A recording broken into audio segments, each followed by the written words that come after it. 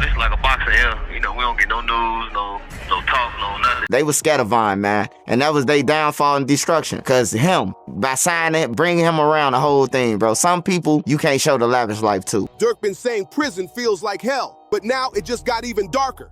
Word is, the ops finally caught him slipping and he got jumped inside.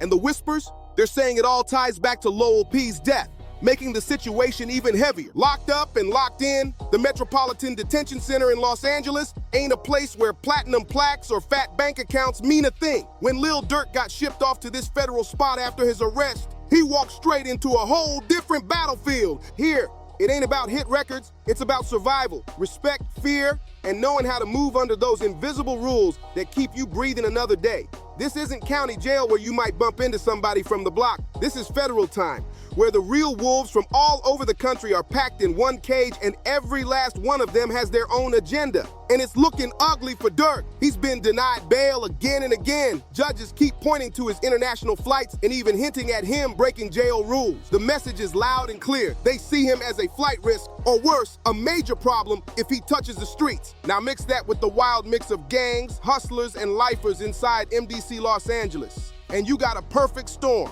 With Durk's known ties to the Black Disciples, one of Chicago's most notorious street organizations, every day inside could turn into a war zone. Inside them walls, it's like a map of every hood in America, and not everybody's rocking with Chicago. Some got long-standing beef with the city, some locked in with rival sets, and plenty would see knocking off a famous BD as their ticket to making their own name echo through the system. And the first nightmare that's gotta be haunting Durk, running headfirst into them GDS, the gangster disciples. The Black Disciples, the crew Durk reps, been locked in a bloody rivalry with the gangster disciples for decades. This ain't no neighborhood scuffle. This is war that's been passed down through generations. And if you think prison slows it down, you're dead wrong. Behind bars, with nothing but time and hate, that fire only burns hotter. But here's where it really turns sinister. There's an FBI affidavit floating around claiming Durk allegedly dropped cash on GDS heads. According to those papers, Durk supposedly put money on the January 2022 hit of Stephen Mack, a suspected leader of the Smash faction of the gangster disciples, who got gunned down after leaving a youth center in Chicago. If that's real, then Durk ain't just beefing with GDS in general. He's boxed in by people who want revenge for something painfully personal. You know, one of my favorite rappers ever was King Von. Yeah. You had a great relationship with him, obviously. Yeah. Where were you when you got the call? We was in Houston. We were shooting a video, I think. Yeah. He was one of the most talented guys on the planet. Somebody told me if you can copy an artist to be somebody for Halloween, you made it. He had a whole image. You know what I'm saying? And he lived what he lives. What he rapped about, he lived, but he was good-hearted at the same time, so it's like. And it doesn't stop there. Inmates with ties to Quando, Rondo's crew, or their extended network might be itching for payback too. And with Durk's name in the spotlight, that makes him one of the hottest targets inside those walls. This alleged murder-for-hire plot wasn't just some back-alley street beef. It exploded into national headlines. Every hip-hop platform was covering it, and suddenly even people who never heard of Quando Rondo knew Durk's name was tangled in some heavy business. That kind of spotlight makes him a high-value target inside, and everybody knows it. But the danger don't stop there. Prison's deadliest label is snitch, and that shadow is creeping around Durk too. Word on the street says his own camp flipped on him. Social media has been buzzing about an OTF member, identified as OTF Jam, who supposedly wore a wire and worked with the feds after doing 12 years behind the wall. In a place where being tied to rats can get you marked forever, that's the type of stain that makes people look at you sideways, like you're weak or untrustworthy. And the pressure, it might already be hitting him harder than the public even realizes. Posts online hint that Durk's been shoved into solitary at times. One associate even claimed it straight up.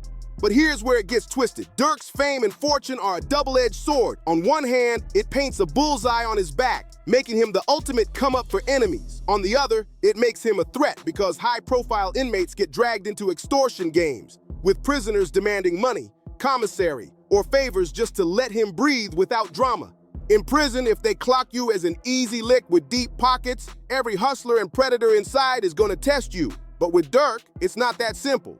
His alleged past of calling shots in the streets shows he ain't just some soft rapper who stumbled into the wrong place. That's why the feds got a complicated job on their hands when it comes to housing somebody like him.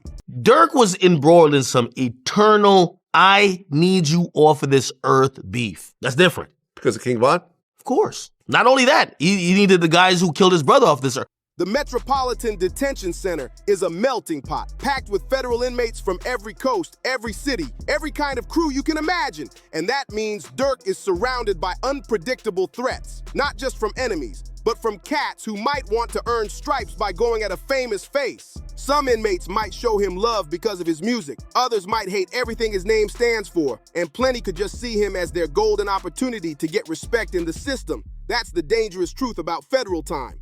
The same street reputation that gets you clout outside can turn into a bullseye behind bars. And with Durk, that target's even bigger. We're talking about alleged ties to multiple murders, connections to one of Chicago's deadliest neighborhoods, and the money power to supposedly send out hits across state lines. Well, the fact that Von was gone and he still was running the show in a way is kind of crazy. Yeah, because the street's still with him. The street still. And the street still want to get back for Von. They want to get back, and you in the power to be around these dudes. You got the money. All of that makes him somebody the whole prison is watching, whether it's for protection, profit, or payback. From the block to the box, Durk's rep is written in blood. And in a place where loyalty often equals life, every move he makes is under a microscope. Few rap stories hit harder than Lil Durk's.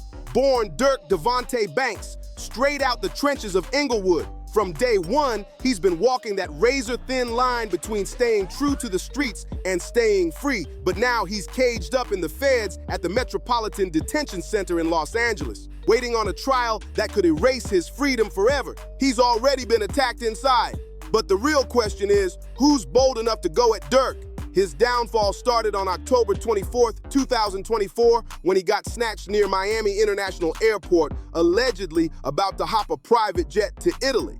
The feds didn't come light either. They came like a SWAT team in a mob flick, throwing around words like murder for hire as if this was straight out of a gangster movie. But to really see how the pieces fell into place, you gotta rewind back to a cold night in November 2020, the night everything flipped upside down. On November 6, 2020, King Von was gunned down in Atlanta outside Monaco Hookah Lounge after a heated clash between his crew and rapper Quando Rondo's squad. Von's death wasn't just another name in the drill scene's long list of tragedies. This was different. For Durk, it was personal. Von wasn't just an artist under his wing, he was blood in everything but DNA. Durk called him twin and baby bro, showing just how deep their connection ran.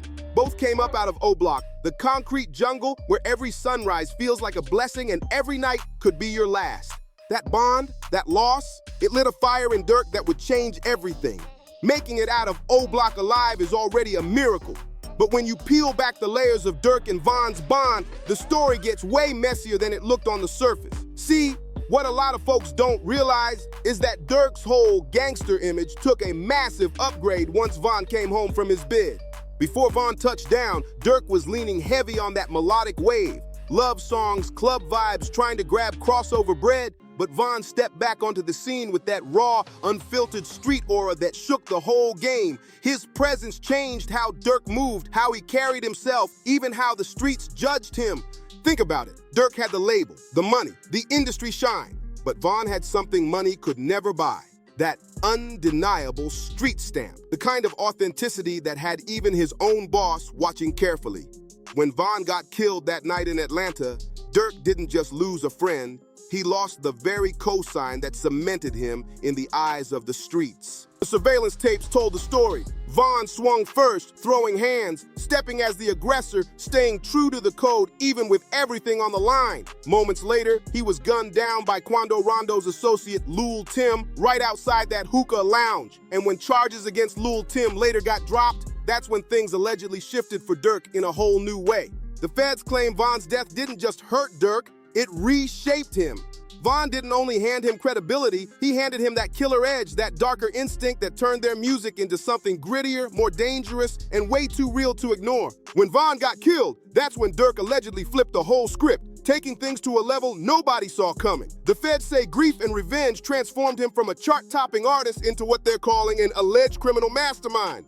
Prosecutors are pushing the narrative that this was all about payback for Von's death in November 2020. They claim Durk straight up put a bounty on Rondo's head, and used OTF money and connections to bankroll the whole operation. Travel, hotels, tools, the works. Like, out of this the only thing I was surprised at with this Durk situation, Vlad. Like, when they brought up the five guys on the screen, I didn't think Diddy would be there with him, because that's Durk's friend. So I definitely didn't think he was going to be there. But I thought it would be like some people we seeing in these videos waving guns around and jumping around like monkeys. It wasn't none of them. All KFC workers, man, the janitors and shit. You know what I'm saying? Like, he went to the space station to go and get the guy with the glasses and shit. Like, I'm disappointed in Durk, man. What went down in August 2022 sounds less like reality and more like a scene ripped straight out of a street flick. According to reports, the alleged hit squad flew cross-country, grabbed the weapons, ran surveillance, and stalked their target with military-style precision. They moved in 2 whips, waiting for the right moment, and then let off at least 18 shots, including bursts from a fully automatic. But fate had other plans. Rondo got away untouched, while his cousin, Sire Robinson, aka Lil Pab, was gunned down at a Los Angeles gas station. And here's where it gets even uglier. The feds say it's not just the violence that makes this case airtight, it's the sloppy paper trail. Investigators claim these dudes left behind receipts. Literally! A credit card tied to OTF was allegedly used to book flights and a hotel, even though Durk supposedly told his people, "Don't leave no trail." The irony is wild. The same money and fame that were supposed to shield him ended up being the very trap that could bury him. Prosecutors allege Durk dangled stacks of cash and music opportunities through his Only the Family label to 5 associates willing to pull the trigger. When you got that kind of bread and influence, your power can turn into your downfall real quick. You can allegedly make power moves anywhere in the country when you got money like Durk. But that same bread leaves a trail the feds can follow straight to your front door. The 5 soldiers named in this operation, Kevin London, Grant DeAndre, Dontrell Wilson, Keith Jones, David Brian Lindsay, and Ashton Houston, weren't just random crash dummies. These were allegedly Durk's hand-picked guys, trusted enough to fly across state lines, paid enough to gamble their freedom, and loyal enough to allegedly squeeze triggers for the boss. But here's the coldest twist. The same loyalty that fueled this whole situation might be the very thing that buries everybody involved. When Von died, the streets were watching. Durk allegedly felt the weight to prove he wasn't soft, to show OTF stood on business and wouldn't let disrespect slide. But in chasing vengeance for his fallen brother, he might have walked straight into the jaws of a federal conspiracy case that could wipe out everything he built. That's the razor edge where keeping it real turns into keeping it too real. Now, the clock is ticking. Durk's trial date, October 14th, 2025, is creeping up like death in the night. And the question hanging over all of this is chilling. In the brutal game of federal time mixed with the unforgiving streets that raised him, is Lil Durk really the apex predator? Or is he about to become just another casualty of playing the role too hard? This wasn't about business moves, territory, or even traditional street respect. This was about love, grief, and a loyalty so deep it could make a man throw his own life away.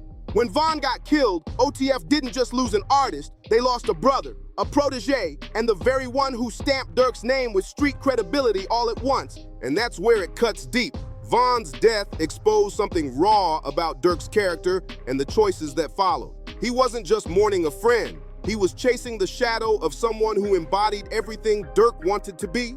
Von had that unshakable street aura, the kind of authenticity Durk's fame had started to strip away. So when Von died, Durk allegedly felt he had to step up and prove he could be just as ruthless, just as fearless, just as ready to put bodies on the ground in the name of loyalty. But here's the cruel truth. The streets don't care about your Grammys, your Billboard hits, or your millions when it's time to settle a score. Von's influence didn't die with him. It allegedly kept driving decisions that ended up destroying the very people who loved him the most. That pressure to avenge him, to prove OTF would never fold, allegedly pushed Durk into choices his success should have shielded him from ever making. And what really stands out? The type of men Durk allegedly picked to run with on this mission. That detail reveals something crucial, not just about the operation, but about how Durk himself allegedly moved when it came to loyalty, violence, and power. Instead of rolling with seasoned street vets who knew how to move clean, Durk allegedly picked loyalty over experience. And that decision might be the very thing that doomed him. The crew he leaned on? Loyal, yes, but also sloppy, inexperienced, leaving paper trails, making mistakes, and basically handing the feds a roadmap straight back to him. And that's where the big question gets real murky. Is Durk the predator or the prey? On one hand, prosecutors paint him as the ultimate shot caller, a man who allegedly coordinated shooters across state lines, used his own label's infrastructure to bankroll missions, and flexed his influence to target rivals anywhere in the country. That profile screams apex predator, calculated, connected, dangerous. But flip the coin, and you see a man caged in the federal system, facing life behind bars, surrounded by enemies from multiple beefs, and relying on the same loyalty that could flip and bury him.